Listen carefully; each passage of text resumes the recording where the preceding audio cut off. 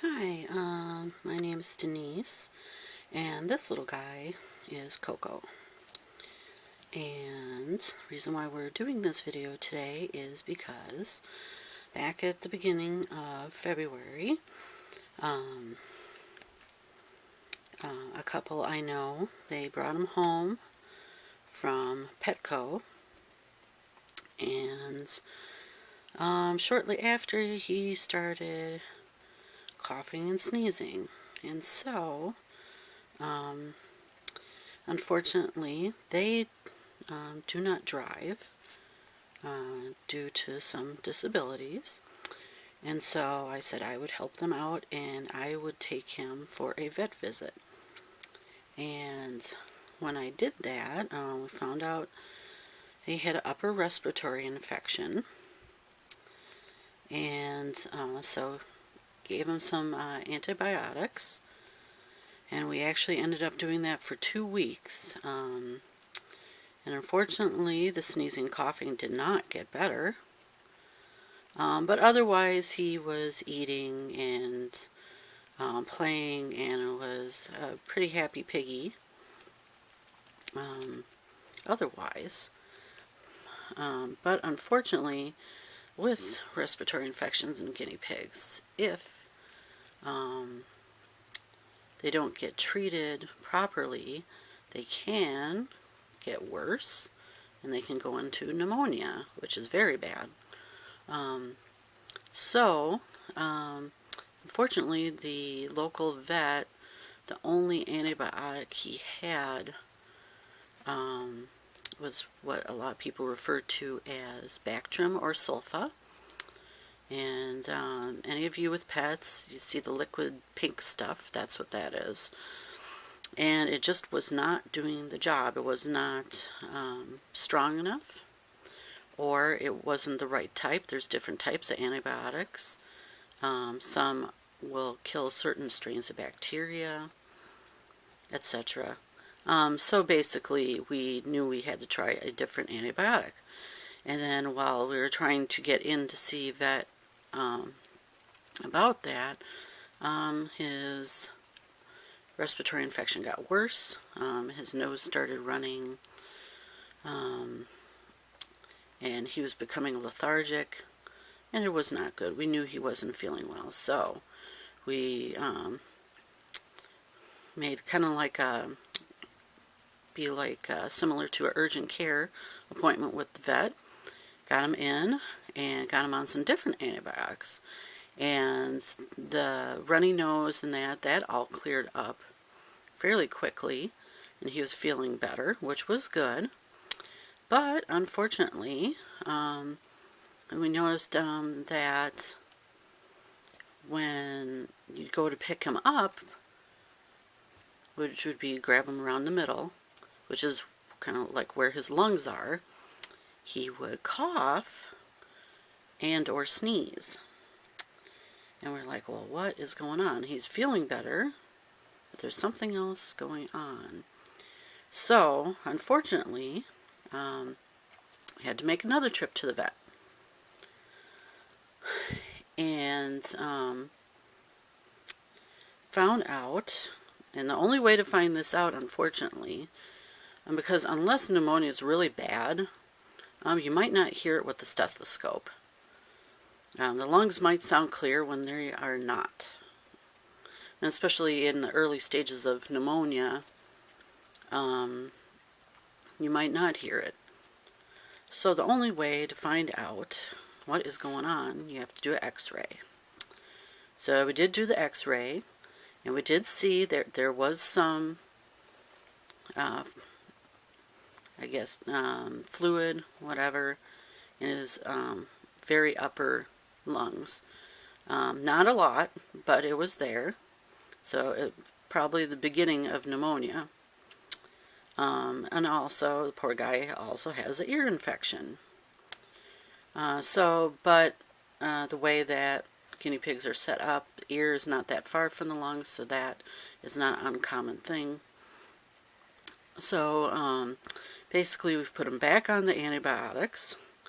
Probably what happened was we did not know he had pneumonia, or, well, he's been off the antibiotics just long enough for the pneumonia to start developing.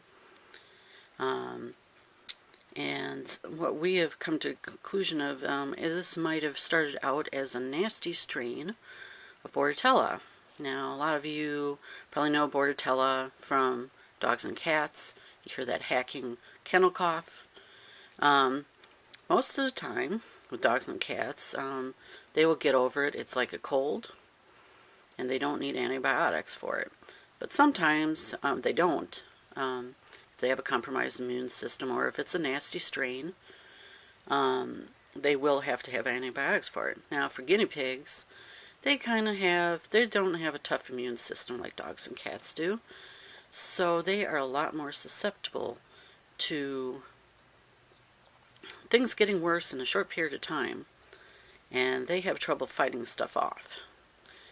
And so when a guinea pig gets Bordetella, luckily, because this little guy has been on antibiotics for like 3 months now, we're going on 4 months, that has probably kept it in check. But unfortunately, even with our efforts, it has started to go into pneumonia. So we're back on antibiotics. And I want to make this very clear. I mean, if we had said, oh, well, this is like the third vet visit or whatever, this is getting expensive, we don't want to treat anymore. Well, see, now this little guy, he is, let's see, just over 4 months old. I think 3, 4. I'm about 5 months actually now. Okay, so he's only been on this earth for 5 months. So basically, if you decided not to get treatment, there's no question. He would get worse and he would die an agonizing death. Basically suffocating to death. Because the fluid would fill his lungs and he would suffocate to death. Now, I don't know about you, but I sure in the heck wouldn't wish that on myself or anybody else. No matter who they are. It's a horrible way to go. And, this little guy, you can't see him in his, when you say full glory, guinea pig glory, but he's very chattery. Actually, he makes noises. The way he chatters in that is different from any guinea pig I've seen so far. He's got a great personality. He's very loving. He gives kisses. He loves to cuddle. And he runs around when he has some free space. And he's a very playful, loving little guinea pig.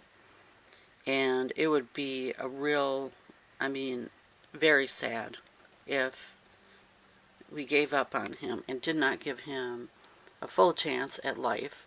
He did not ask to be sick. Petco should be ashamed of themselves. They basically turned their back on the owners. They didn't really offer any help whatsoever when they were contacted. They actually offered them a replacement guinea pig.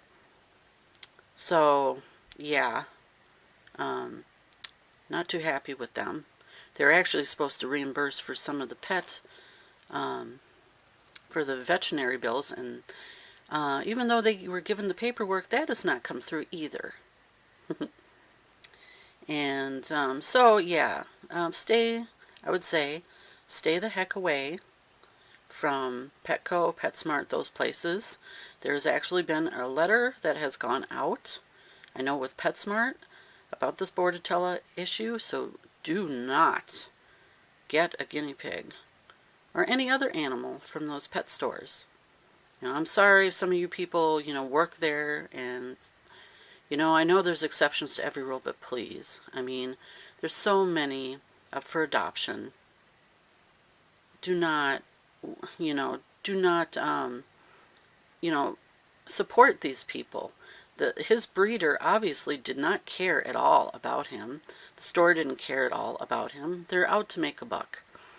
And also another thing with this little guy, which is kind of hard to see because he will probably not face the camera, but his right nostril, he has a birth defect. His right nostril, and this is very rare. I have actually checked with a lot of people. They have never seen this. Like people who have worked with guinea pigs for years, never seen this birth defect. His right nostril is pretty much closed, so he doesn't really have an airway on that side, which also makes this difficult. So this little guy needs help. You know, we need to give him the medical care that he needs, you know, so he can beat this and go on to live a happy and healthy life with his owners, who love him very much. And also, they don't have children, and their pets are their children. So, I mean, they're just beside themselves with this. It really does break their heart, because they've become very attached to this little guy in a short period of time. And to lose him so early on, when they're just getting to know him and that, it really would be sad. So, if you click the link below, it will take you to the Fundly site, and you can donate there. I've actually uploaded copies of the actual vet bills. We are not asking for reimbursement for all the vet bills. The early vet bills are paid, they're taken care of, but with ongoing vet bills, well, let's just say, you know, people only have so much money. And I think most people, when they bring a pet home, they don't expect them to be sick right away, unfortunately. And they had actually depleted a lot of their funds in treating their cat, who was ill when they got her. Though when they got, or him, sorry, they knew that he wasn't in good shape when they got him. But they have not had time to put money back in their savings. So this is not being irresponsible or whatever. This is just bad circumstance. This is just being unlucky, unfortunately. But that should be no excuse why this little guy should lose his life, and they should lose their beloved pet. So if you click on the link below, go to Fundly. I'm also setting up another, I hope to get set up so that you can buy t-shirts also. I am working on the design. And I believe also Bonfire, they also sell tees for fundraisers. I'm going to work on that site as well. So I will add a link at some point with that too. So if you guys feel better, if you're actually getting something physical in your hands for your money, that might be for you. But in the meantime, you can go to Fundly and donate. Any amount is appreciated, because I actually have lent them the money so that he can get the veterinary care now when he needs it. And so any money you pay will be that much less that they will have to pay back. And I'm obviously not a bank or anything, so, you know, I'm a lot more flexible. But unfortunately, I got bills to pay, and I got pets and children in that too. So your help would be greatly appreciated. Right now, the last vet bill was $248. And x-rays are expensive, unfortunately, and that's where a lot of this is going.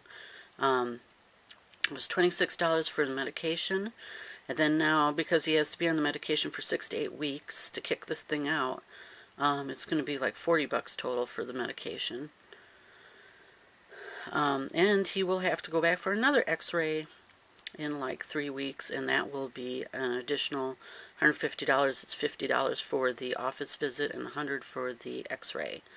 And, you know, these bills are not costing more because he's a guinea pig. I actually had a dog who had pneumonia, and it costs exactly the same. They did exactly the same thing: x-rays, medication, you know, follow-up x-ray. I mean, it's pretty cut and dry. There's no special, you know, nothing frou-frou about this, you know. He's getting the care that he needs and nothing more. And we're not asking for money that, you know, is not being spent on his veterinary care. I'm not asking for money for my time or my gas to drive him to the vet or anything like that. So just the veterinary care and the medicine. And that's it. So please do click on the Fundly link and donate whatever you can. Every dollar counts. So I greatly appreciate it, and thank you for watching. And I will probably do an update in, well, probably, unless things change between now and then, 3 weeks when he has his x-ray done. And hopefully it'll be good news, and that it is clearing up. So, thanks a lot.